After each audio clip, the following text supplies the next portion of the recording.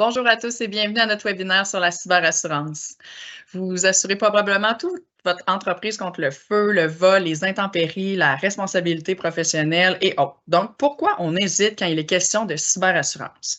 Surtout que l'effet peut être encore plus dévastateur que vous ne le croyez. Si ce n'est pas déjà fait, et sûrement pas d'ailleurs si vous assistez à notre webinaire d'aujourd'hui, il est grand temps de prendre des mesures proactives pour protéger votre entreprise en vous informant davantage sur l'assurance en cybersécurité. N'attendez pas que votre entreprise soit confrontée à une crise majeure pour examiner les options d'une protection qui est essentielle aujourd'hui. Donc, aujourd'hui, on va procéder en fait sous forme de session de questions et réponses qui viseront à éclaircir les aspects qui entourent l'assurance en cybersécurité pour que vous soyez prêts à anticiper les défis de la cybersécurité pour sécuriser l'avenir de votre organisation.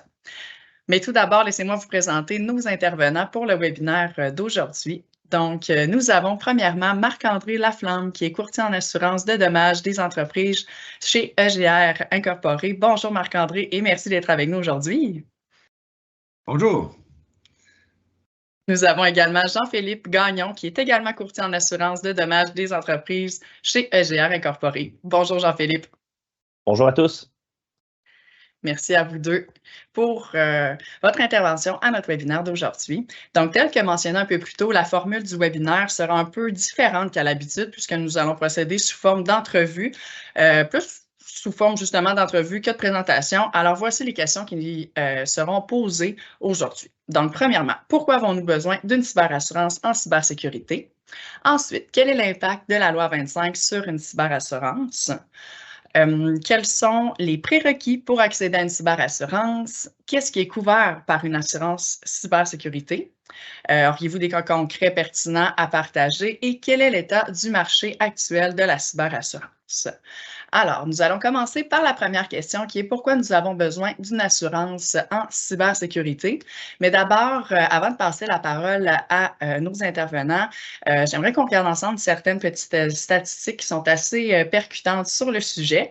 La première ici, on a une cyberattaque coûte environ en moyenne 1,67 million de dollars à l'organisation qui en est victime.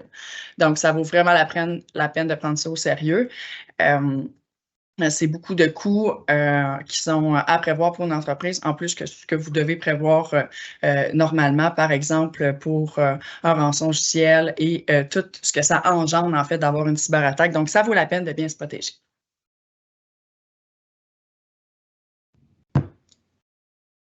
Ensuite, nous avions une deuxième statistique qui dit qu'en moyenne, ça prend 24 jours pour remettre une entreprise sur pied. Donc, c'est le temps d'arrêt moyen rapporté par les organisations qui ont subi une cyberattaque. Encore là, c'est beaucoup de pertes pour l'entreprise en cas d'arrêt des opérations. Et puis, les sanctions prévues par la loi 25 peuvent augmenter le coût lié à une cyberattaque. Donc, raison de plus pour se protéger. Je passe ensuite la parole à Marc-André Laflamme pour qu'on regarde ensemble la croissance des incidents par rapport à 2012. À toi, Marc-André. Merci. Merci beaucoup de l'invitation aussi. C'est très gentil. J'imagine qu'on va passer à la diapo suivante. Exactement. La tendance qu'on observe, là, nous, on est courtier, donc on voit beaucoup de dossiers de réclamation en assurance cyber. La tendance qu'on observe est toujours une tendance très, très active. Il y a beaucoup de réclamations en cyber. Les types d'événements varient de, encore une fois, là, tous les rançons logiciels, donc les attaques par demande de rançon, les attaques aussi par phishing, donc les courriels qui sont fraudés, les erreurs humaines aussi qui, des fois, là, donnent ouverture à des bots, là, donc des logiciels automatisés. Puis, on le voit dans plusieurs industries, même si la tendance est un peu calmée depuis 1 an ou 2. Vous voyez là, sur le graphique qu'il y a eu des périodes de pointe là, en 2020-2021, qui étaient les années de télétravail aussi, puis les années où peut-être que tout le monde a pris conscience de l'importance de resserrer les normes de contrôle, de sécurité. Reste qu'on voit un volume très élevé. Puis à ça s'ajoute une augmentation aussi de la sévérité. Fait que si vous voyez la croissance des incidents par nombre d'incidents par industrie, donc vous voyez, vous allez voir l'industrie manufacturière, on peut vous montrer les 2 prochaines diapos aussi, là, les industries de services, de services professionnels suivent la même tendance. Ce n'est pas les mêmes pourcentages, évidemment, là, mais là, industrie de services, donc des industries qui sont, il y en a probablement parmi vous, là, des entreprises qui reposent sur beaucoup d'informations privées, confidentielles. Donc, le rythme reste très élevé, là, le rythme de croissance des incidents de cyber. Puis la dernière diapo également, là, donc, de graphique la prochaine, donc les mêmes pour les petites, moyennes entreprises. Donc, le rythme de croissance des incidents s'est calmé, mais reste que c'est comme l'inflation de ces temps-ci, ça croît moins vite, mais ça continue à augmenter. Donc, fréquence élevée, sévérité élevée également. On voit de plus en plus de pertes majeures. Donc, les hackers se sont sophistiqués, ont appris à retirer un bon bénéfice de leurs attaques. Et ça, on le voit, nous, quand on gère des incidents pour nos clients, on voit très bien le niveau de sophistication, de complexité des réclamations. Et surtout, puis ça, c'est très apparent, le rythme auquel les hackers veulent retirer leurs bénéfices. Avant, il y avait une négociation qui se faisait, puis quand on commençait à avoir des attaques informatiques, on avait le temps là, avec nos assureurs, puis avec tous les services dont on va vous parler plus tard, les services de support à une perte, on avait le temps d'embarquer dans une procédure de négociation puis de contrôler le dommage. Maintenant, les pertes sont déclenchées, puis 24 heures plus tard, les hackers demandent déjà d'avoir des paiements. Fait que ça devient de plus en plus complexe, puis comme les montants de rançon sont élevés, il faut réagir très vite. Mais ce que vous voyez des 3 derniers graphiques, c'est que la croissance d'année en année est très forte. Là. Même si la tendance a baissé, on est dans le 400 à 500 à plus de 1000% des fois de croissance par année en nombre d'événements.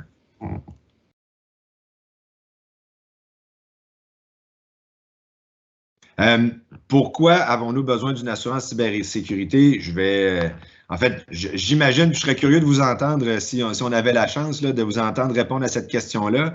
Je vais vous donner peut-être les grandes lignes principales. La première raison, tout le monde ici, j'imagine, est familier avec son portefeuille d'assurance plus traditionnel. L'assurance de responsabilité civile générale, l'assurance des biens, de l'assurance des fois de fraude et détournement ou des assurances de responsabilité pour les administrateurs et dirigeants. C'est peut-être des polices d'assurance que vous connaissez, que vous maîtrisez, que vous souscrivez depuis longtemps. Mais aucune de ces polices-là est écrite pour couvrir un événement de cybersécurité. Un événement de cybersécurité, en termes d'assurance, c'est un événement qui attaque un réseau informatique ou de la donnée. Donc, on veut protéger la pérennité de votre réseau, on veut protéger le fait que vous restez opérationnel, que vous continuez à produire vos produits ou rendre vos services, et on veut protéger le fait que votre réseau répond à vos besoins au quotidien. Une attaque informatique, l'objectif, c'est de vous empêcher d'opérer et, comme on disait, là, soit de vous extraire de l'argent ou extraire de l'information de votre réseau que le hacker va pouvoir revendre plus tard. Donc, puis c'est le but de l'assurance. Puis merci d'avoir changé de diapo. On couvre donc sur une assurance de cybersécurité, le produit est écrit pour ça. On couvre les frais que vous allez encourir pour gérer la situation de crise. On couvre l'ensemble de ces frais-là, puis sur la plupart des polices cyber, les couvertures se ressemblent, sont très similaires. Il reste qu'il y a un travail d'analyse à faire pour être proche de vos besoins à vous, mais on couvre les frais d'urgence, donc ça part d'aller chercher du conseil juridique des fois, de la part de firmes d'avocats. Donc l'assureur va retenir les services de ce qu'on appelle un breach coach. Ensuite de ça, on va aller chercher les frais, ou pas les frais, mais les services d'une firme experte en criminalistique. Donc, en anglais, là, on parle de forensic. Donc, on va aller chercher souvent des firmes de services comme MS Solutions qui vont venir expertiser votre vient la brèche, vous aider à colmater la brèche, mettre fin à la situation, puis après ça, restructurer votre réseau. On va couvrir des frais, des fois de relations publiques, des frais pour payer si on a besoin pour nos employés, payer le suivi de crédit, parce que des fois, dans les cas d'attaque cyber, il y a de l'information personnelle qui est exfiltrée. Donc, tous ces frais-là de gestion de crise vont être absorbés par la police. On va couvrir les frais de remise en état du réseau informatique. On peut couvrir la perte de revenus, l'interruption d'affaires. Donc, ça, c'est tous des postes de couverture qui se retrouvent sur une police cyber.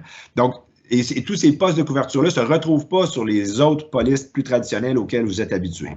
Donc, l'accompagnement qui vous est offert, vous le voyez, les experts en informatique dont j'ai parlé, les experts juridiques, les experts en communication, ça va jusqu'à, dans les cas où on négocie avec les hackers, des experts.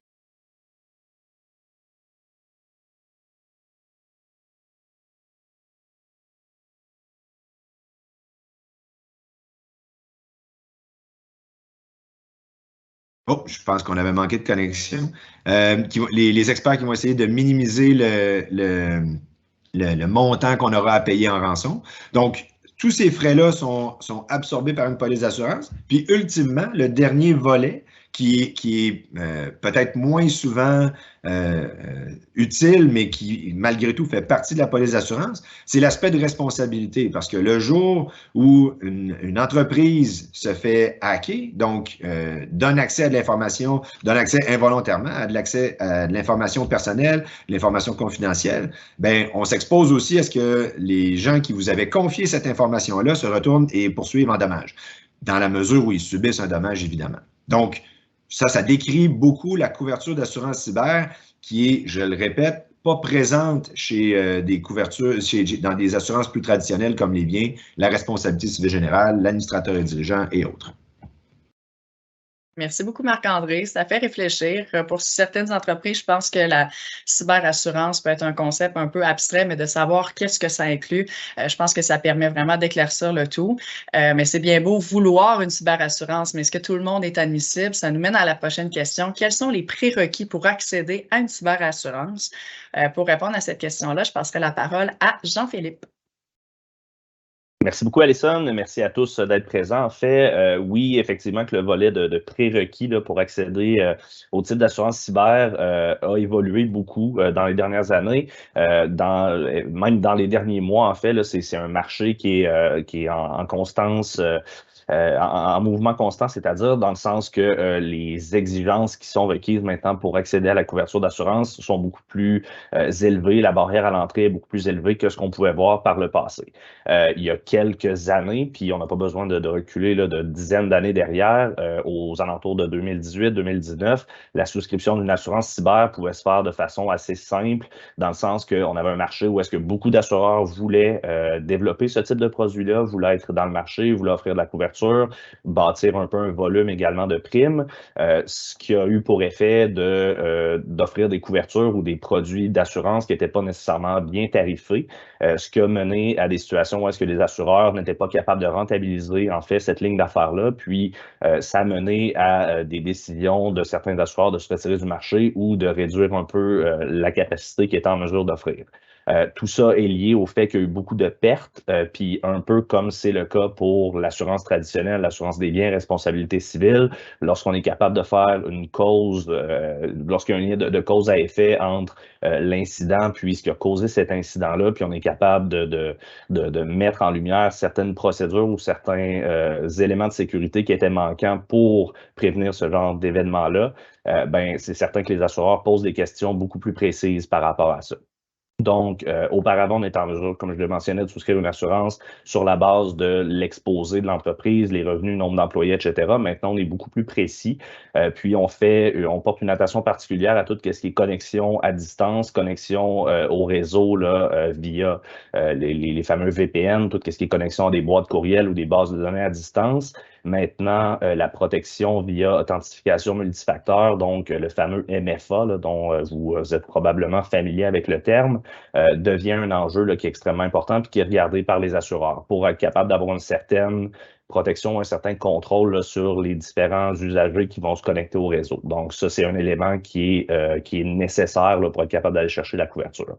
Même chose pour le contrôle des appareils mobiles, puis le contrôle plus technique de ces équipements-là via certainement des antivirus, des firewalls, mais aussi des outils technologiques un petit peu plus développés qui permettent d'avoir un volet de détection, mais aussi de réponse à ces incidents-là.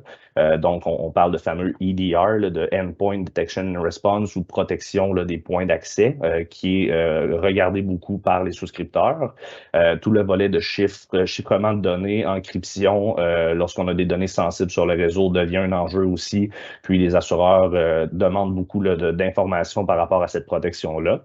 la segmentation de réseau entre le volet opérationnel puis le volet plus administratif.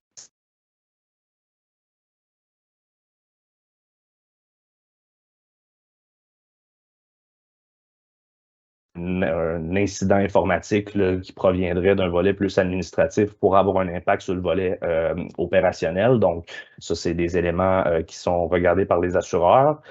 Toute la gestion du réseau, procédure pour les mises à jour automatiques, les applications de patch de sécurité aussi, c'est des éléments qui sont regardés aussi là, pour éviter des vulnérabilités qui pourraient être exploitées par des gens mal intentionnés ou des hackers.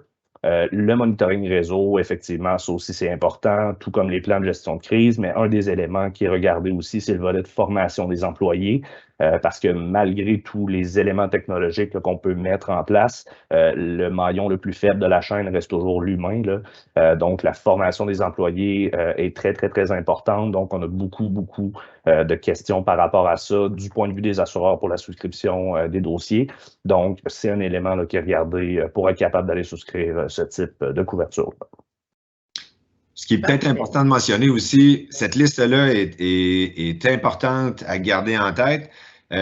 C'est pas nécessairement des prérequis absolus.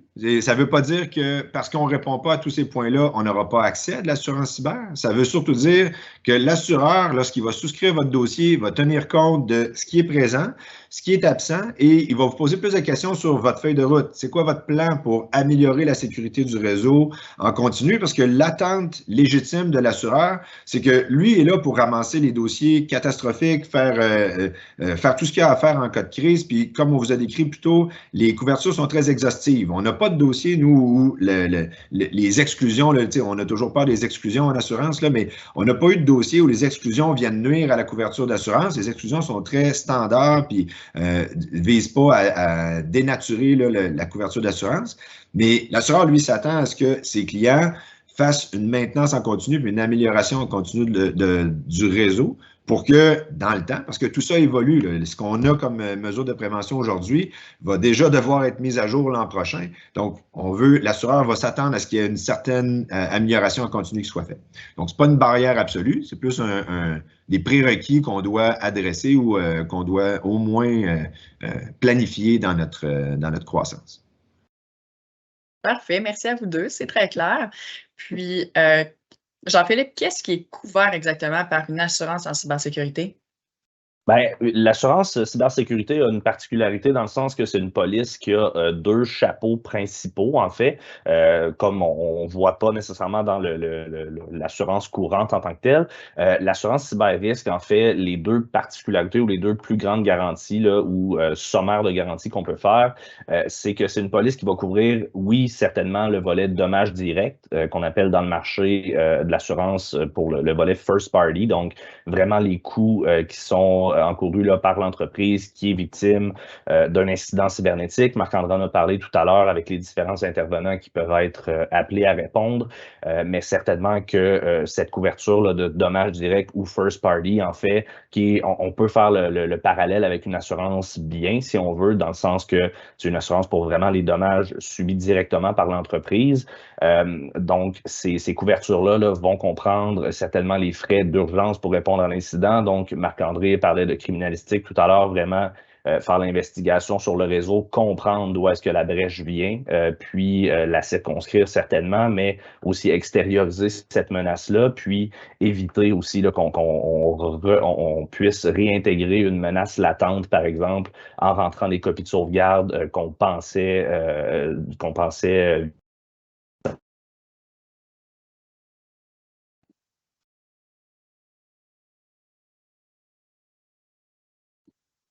fonctionner sur les copies de sauvegarde, puis finalement, on réimporte un peu le problème. Donc, la gestion, comprendre, puis vraiment fermer la porte sur le réseau, ça, c'est quelque chose qui est couvert là, dès le jour 1 où on vit l'incident.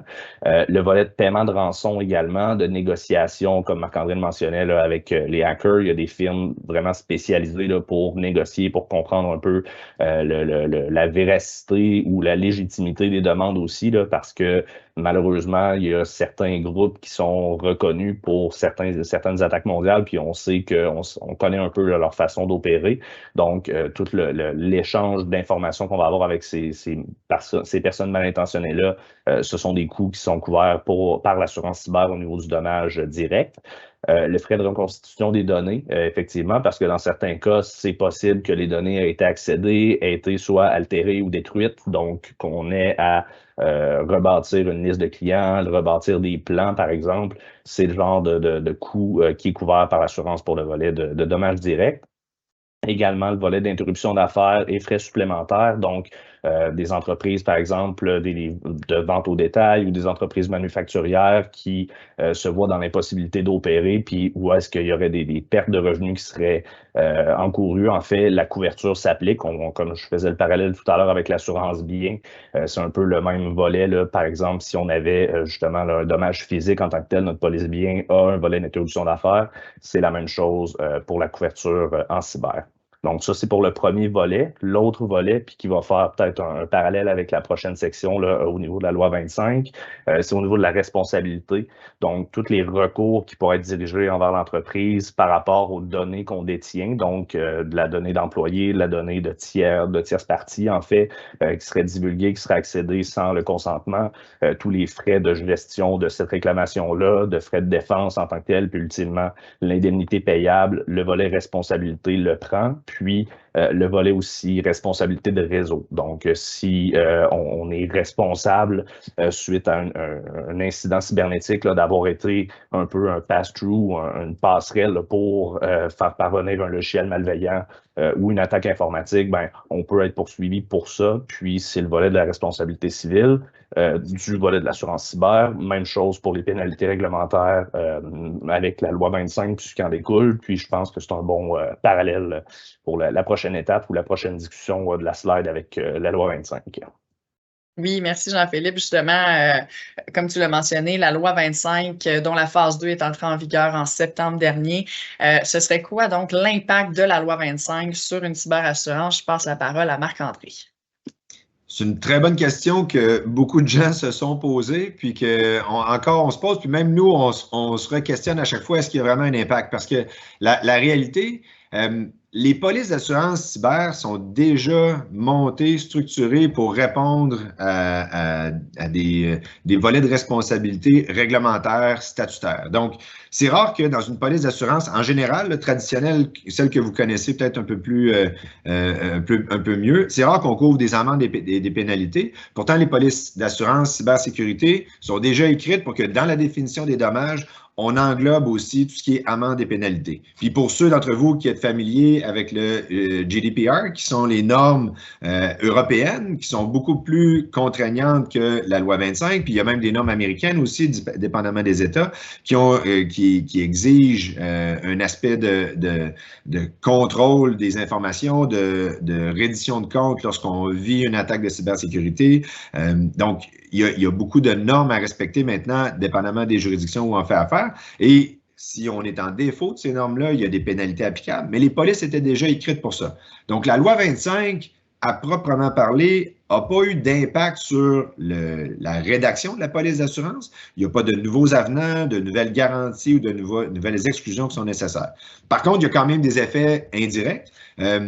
Vu qu'on parle de loi 25, que beaucoup d'entreprises s'attardent beaucoup plus aux soins à donner à leurs informations personnelles, on a une certaine pression à souscrire un peu plus d'assurance cyber. Il y a eu un peu plus de demandes, plus de questionnements. Il y a des gens qui n'avaient pas souscrit d'assurance cyber qui commencent à le planifier. Donc, ça a généré un peu d'activité à ce niveau-là. Sinon, ben, comme on l'écrit là, le reste, la police d'assurance elle-même, pour ceux qui en souscrivaient déjà ou les nouveaux arrivants, il n'y a rien à demander de particulier pour adresser les nouvelles exigences de la loi 25. Parfait. Puis, est-ce que tu pourrais nous donner un ou plusieurs exemples de cas concrets d'entreprises, sans les nommer bien sûr, qui se sont vus refuser une cyberassurance depuis l'entrée en vigueur de la loi 25, puis pourquoi? Des refus depuis l'entrée en vigueur de la loi 25, il n'y en a pas tant que ça. En fait, il y en a, mais ce ne sera pas parce que la loi 25 est arrivée, c'est parce que si on remonte aux exigences plus tôt, c'est qu'il y a des entreprises, des fois, qui n'avaient pas un niveau minimal suffisant de contrôle de cybersécurité. Puis parce que l'assureur, maintenant, au Québec, est sujet à payer des amendes et pénalités de plus en raison de la loi 25, en plus de tout ce qui s'engageait déjà à payer sur une assurance cyber, bien, si les contrôles ne sont pas à un minimum nécessaire ou satisfaisant pour l'assureur, il y a des entreprises qui ne pourront peut-être pas souscrire. Ce qui arrive dans ces cas-là, c'est pas une fin de non-recevoir. La plupart des situations où c'est arrivé, le client nous demandait aussi de continuer à travailler et il nous informait de sa feuille de route, son plan de développement de sa cybersécurité, des initiatives qui s'en venaient. Puis on a fini, c'est juste que ça a pris un peu plus de temps, on a fini par négocier une couverture qui était tout à fait satisfaisante. Mais ça a motivé certains clients, des fois avec la loi 25, à prendre un peu plus en charge les contrôles de cybersécurité, travailler avec leurs conseillers externes pour améliorer leur structure. Mm-hmm. Effectivement, ça doit permettre de prendre les choses davantage au sérieux. Et sinon, ce serait quoi l'état du marché actuel de la cyberassurance, Marc-André? Bon, ben un peu comme tantôt quand on parlait des tendances pour le niveau de réclamation, ben le marché d'assurance suit à peu près les mêmes tendances. Fait on a eu dans les années 2019, 20, 21, 22 un marché qu'on appelle un marché dur. Ça veut dire, puis là Jean-Philippe y a fait allusion, les assureurs étaient un peu plus frileux, l'expérience de perte, l'expérience de réclamation était tellement négative, les assureurs ils perdaient tellement d'argent parce que la prime n'était pas au rendez-vous non plus, il y a des assureurs qui ont commencé à se retirer pendant ces années-là, restreindre la portée de la couverture d'assurance. On est passé cette tempête-là. Aujourd'hui, je vous dirais que les couvertures sont redevenues pas mal plus permissives. On a un peu plus le point d'équilibre. Il ne faut pas oublier que ce n'est pas une assurance qui existe depuis plusieurs décennies, là. On a commencé à parler d'assurance cybersécurité au début des années 2011, 12, 13. Puis le produit a pris plusieurs années à se raffiner, ce qui veut dire que, pour vrai, on a des produits un peu plus matures depuis seulement fin de cette décennie-là, des 2018, 19, 20. Puis là, ben, maintenant, on négocie dans quelque chose. Donc, le marché s'est stabilisé. Les protections sont plus uniformes d'un assureur à l'autre, donc il y a moins de grands écarts dans ce qui est offert comme garantie. Tous les assureurs n'ont pas la même approche, donc il y a des assureurs qui sont, on va le dire, des assurances plus d'état financier, là, ce qui veut dire qu'ils vont payer les factures, mais vous n'aurez peut-être pas nécessairement tout l'accompagnement de gestion de crise à laquelle on a référé plus tôt, tandis qu'il y a d'autres assureurs qui vous prennent en charge, prennent en main, puis le jour où il y a une réclamation, ben, la cavalerie débarque, puis on arrive avec tous les fournisseurs, tous les experts, la suite est là pour le plus possible reprendre le contrôle rapidement de la situation. Donc, puis là, évidemment, bien, vous vous doutez bien qu'en arrière de chacune de ces approches-là se cache une tarification différente. Fait que la stratégie de tarification des assureurs où la prise en charge c'est la grosse Cadillac, bien, c'est les assureurs, des fois, qui ont une tarification un peu plus élevée. Puis il y en a d'autres qui sont extrêmement compétitifs en primes, même à des primes qu'on trouve très, très basses, des fois, puis on est capable de négocier jusqu'à la fin, mais où l'approche va être un peu plus, bien, quand tu auras fini ton événement de cybersécurité, envoie-nous les factures, on va les analyser, puis on te paiera ce qui est couvert. Fait que c'est des philosophies différentes. On l'a dit aussi, le marché, donc, s'est assoupli, les primes sont plus compétitives, le produit est plus uniforme, mais on a parlé des normes, puis on insiste là-dessus. Les normes de souscription sont un peu plus exigeantes, donc les barrières à l'entrée dont on a parlé, c'est pas juste une rumeur, c'est vraiment vrai qu'il y a un intérêt de l'assureur à vous voir prendre en charge votre cybersécurité. Puis le reste, ben, on est dans un marché, je pense, un peu plus mature. Donc, d'année en année, on va suivre l'évolution des contrôles. La tarification devrait tendre à se stabiliser. Je vous dirais que on est au point d'équilibre présentement, là, si on se fie aux statistiques des principaux rapports, puis même au feedback qu'on a des principaux assureurs, le niveau, le bassin de primes qui est souscrit en Amérique du Nord équivaut à peu près à ce qui se paye en réclamation. Donc, je vous dirais que la tendance à la hausse des primes va se maintenir, mais peut-être à un rythme pas mal plus facile à absorber. Mm-hmm. On comprend que c'est quelque chose qui est relativement nouveau, donc ça risque d'évoluer dans le temps là, au même rythme que les technologies. Tout à Donc, fait. on serait maintenant rendu à regarder ensemble des cas concrets. Jean-Philippe, est-ce que tu pourrais nous présenter un premier cas concret que vous avez eu chez EGR, s'il te plaît? Oui, certainement, en fait. Puis, vous allez voir, là, il y a quelques cas qu'on va vous présenter de différentes entreprises, différentes envergures. Puis, ça permet là, de comprendre un peu dans le monde réel comment tout ça s'applique. Donc, le premier cas, en fait, c'est une entreprise de services professionnels, services technologiques qui a vu une boîte courriel d'une personne à l'administration qui a été compromise. Donc, cette entreprise-là n'avait pas encore déployé le MFA sur l'ensemble de leurs comptes ou de leurs accès, en fait. Les credentials, donc nom d'utilisateur et mot de passe d'un employé avaient été substitués, en fait, puis ça l'a mené à justement une escaladation. Donc, c'est souvent la façon dont les hackers ou les personnes mal intentionnées vont fonctionner, vont réussir à avoir un point d'accès au réseau, puis tenter d'escalader pour se rendre à de l'information qui a une valeur monétaire de leur point de vue, en fait. Donc, ça a mené au chiffrement d'informations qui se trouvaient sur le réseau de l'assuré, puis ça a mené au chiffrement aussi de l'information d'une partie des employés. Donc, on avait un document là, qui était compris où est-ce qu'il y avait de l'information au niveau des ressources humaines, puis ce document-là a été chiffré, a été accédé. Donc, ce qui a mené à une demande de réclamation, une demande de rançon de l'ordre de 300 000 $ par les personnes mal intentionnées. Si on va à la prochaine diapositive, là, on va voir comment justement le cas a pu être adressé. Ben, c'est certain qu'il y a eu un volet criminalistique assez important là, pour comprendre un peu comment ça s'était passé comme événement, puis quel type d'informations avait été vraiment accédé par rapport à ce qui était mentionné là, par les hackers ou les personnes mal intentionnées. Malheureusement, il y avait effectivement de l'information personnelle qui était accédée à ce niveau-là. Donc, il y a eu un volet de notification et frais d'urgence pour prendre contact là, avec ces personnes-là qui étaient des employés actifs et des employés inactifs aussi. Donc, malgré le fait là, que ces employés-là n'étaient plus à l'emploi de notre assuré, ben, ils détenaient toujours l'information. Donc, on a eu l'obligation de les aviser, d'offrir aussi un suivi de crédit par rapport à ça. Puis, il y a eu certainement beaucoup de frais juridiques aussi là, qui ont été impliqués pour gérer la situation. Marc-André parlait de breach coach tout à l'heure. Donc, vraiment un avocat là, qui a eu le rôle un peu de chef d'orchestre pour coordonner tous les différents intervenants. Heureusement, ça n'a pas mené à une interruption d'affaires, donc on a pu un peu circonscrire là, cet événement-là, malgré les frais là, qui ont été encourus, comme on peut le voir selon cette diapositive-là. Puis ici, on continue à l'autre par la suite.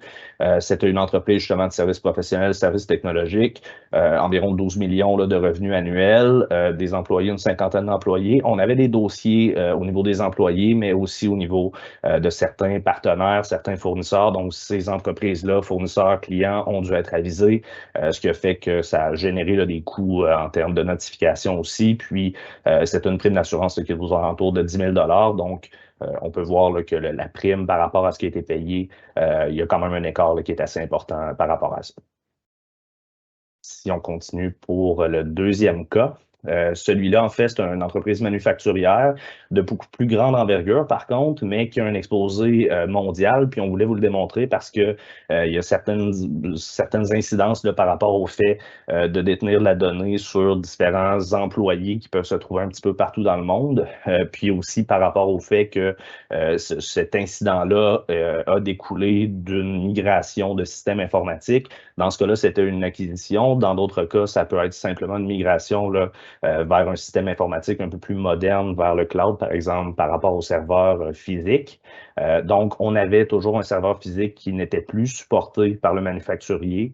Donc, c'est un serveur là, qui était connu comme end of life selon les définitions là, des assureurs. Donc, plus supporté, plus de mise à jour, plus de pages de sécurité qui pouvaient être utilisées. Et le MFA n'était pas déployé sur ce serveur-là, vu le fait qu'il n'était plus supporté, ce qui a malheureusement mené à une attaque informatique, un accès non autorisé, avec également une demande de rançon qui a été faite à ce niveau-là. On peut voir à la prochaine diapositive comment le tout s'est réglé. Donc, c'est certain que les notifications des frais d'urgence pour les gens qui avaient vu là, leur information accéder ont été importants. Dans ce cas-là, en plus, on avait des gens là, qui se trouvaient un peu partout sur la planète. Donc, il y a même un volet de responsabilité là, qui est toujours en cours dans ce dossier-là. Il y a une rançon qui a été payée dans ce cas-là. Donc, on a vraiment payé la rançon vu la véracité là, de la demande, vu le fait, les négociations qu'on a pu faire avec les firmes, comme on mentionnait tout à l'heure. Puis, un volet de criminalistique aussi un peu plus important qui a été fait pour vraiment valider, là, encore une fois, la véracité de cette demande-là. Puis, ultimement, prendre la décision de payer la rançon. Ça n'a pas eu d'impact là, sur le volet d'interruption des affaires. Prochain. Oui, effectivement, oui, tout à fait. Donc, je le mentionnais, un manufacturier d'équipement, des revenus de 250 millions et plus, beaucoup de données d'employés, beaucoup d'employés également, avec une prime d'assurance qui est un petit peu plus élevée. Par contre, encore une fois, là, la prime par rapport au coût de cet incident-là, qui, encore une fois, n'a pas eu d'interruption d'affaires, il y a quand même un bon écart là, ou un bon gap entre le montant payé et la prime en tant que telle aussi. Peut-être le dernier cas. Celui-là également, c'est une entreprise manufacturière, un distributeur de moindre envergure en tant que tel. Il y a eu un accès non autorisé qui s'est fait via la connexion à distance. Donc, tout à l'heure, on parlait là, de connexion via VPN là, suite à la pandémie et au travail à distance. Donc, ça a été une porte là, qui a été utilisée beaucoup par les personnes mal intentionnées. Ça a mené justement au chiffrement des données avec une demande de rançon qui était assez élevée.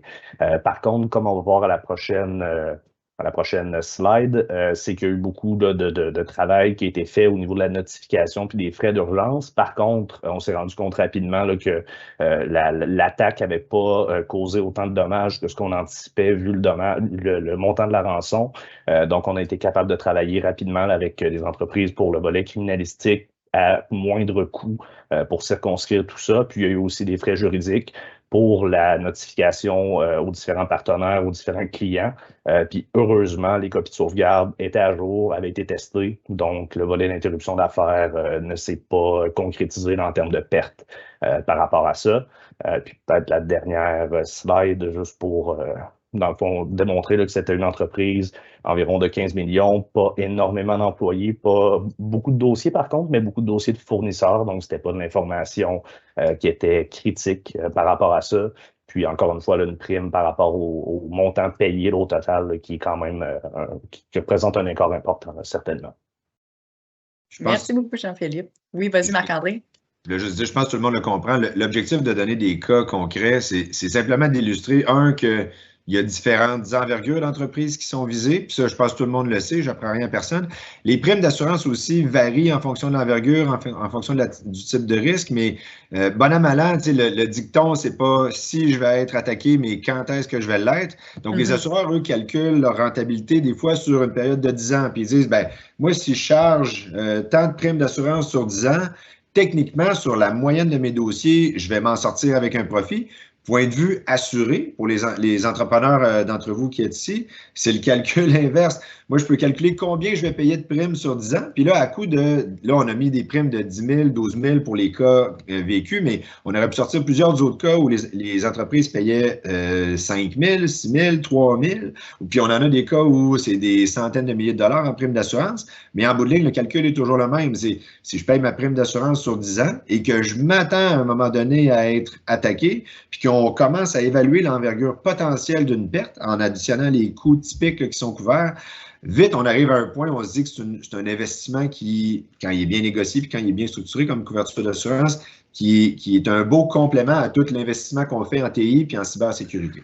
Donc, c'était peut-être pour donner un peu l'illustration et les ordres de grandeur. Effectivement, ça rend le risque beaucoup plus tangible, puis ça prouve aussi que ça peut vraiment arriver à n'importe quel type d'entreprise.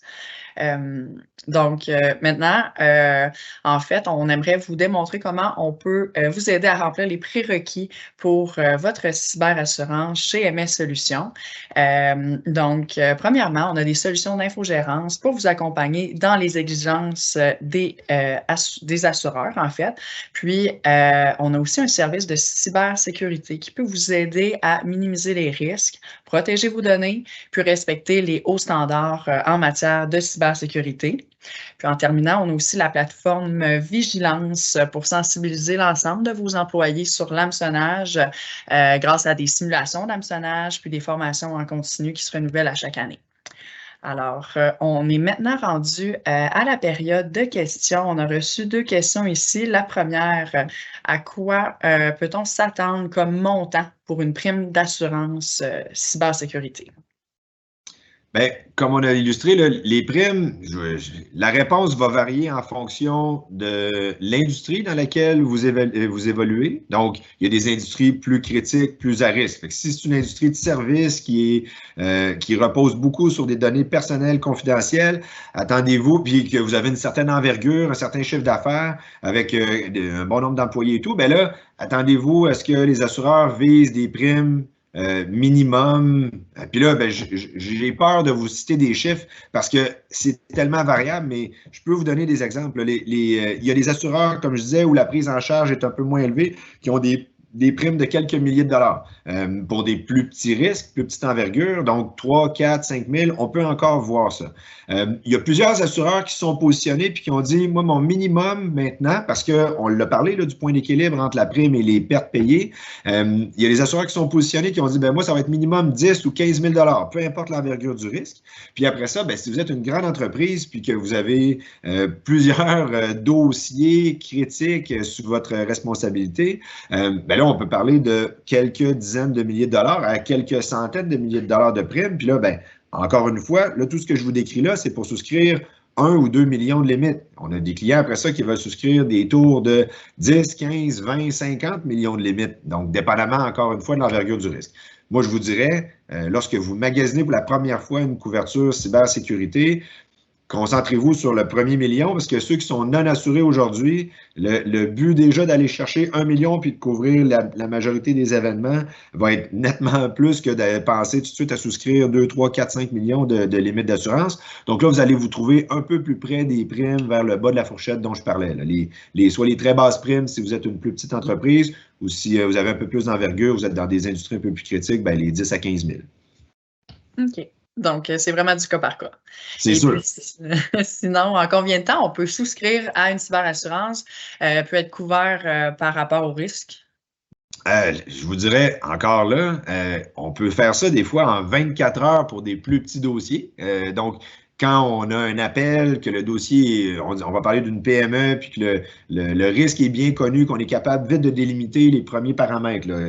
Quelle industrie, le niveau de revenu annuel, le nombre de dossiers estimés là, qui sont à protéger. Donc, quand on a ces métriques-là de base, on peut rapidement arriver à une prime d'assurance avec quelques assureurs qui sont très vite à réagir. Sinon, je vous dirais qu'un dossier, même un dossier de très grande envergure, là, des multinationales qui ont des dizaines, voire des centaines de millions de dollars en revenus avec des milliers d'employés, quand le dossier est bien constitué, qu'on comprend bien les contrôles, à l'intérieur de quelques semaines, voire un mois et demi, 2 mois, on peut le faire. Tout dépend de est-ce que mon dossier est bien monté. Puis c'est là où je vous encourage à travailler avec des courtiers qui connaissent ce domaine-là, qui connaissent parce qu'ils vont vous poser les bonnes questions dès le départ. On va travailler sur la bonne information. On va éviter les pertes de temps, la perte d'intérêt des assureurs. Puis ça, ces dossiers-là vont rapidement. Mais vous avez tout intérêt à présenter un dossier de souscription qui est robuste. OK, c'est très clair. Merci Marc-André. Merci à vous deux d'ailleurs pour vos réponses tout au long du webinaire. C'est déjà tout le temps qu'on avait aujourd'hui. Donc, si on n'a pas pu répondre à vos questions ou si vous en avez d'autres qui vous viennent par la suite, n'hésitez pas à nous écrire via l'adresse courriel qui est indiquée à l'écran. Donc, webinaire@mssolutions.ca. Notre prochain webinaire aura lieu vendredi le 24 novembre prochain et portera sur les nouveautés Microsoft. Donc, restez à l'affût de vos courriels pour recevoir l'invitation prochainement ou abonnez-vous à notre infolette si ce n'est pas déjà fait. Merci encore à Marc-André et Jean-Philippe pour votre participation au webinaire d'aujourd'hui, ainsi qu'à Cheyenne à la console. Bonne journée à tous.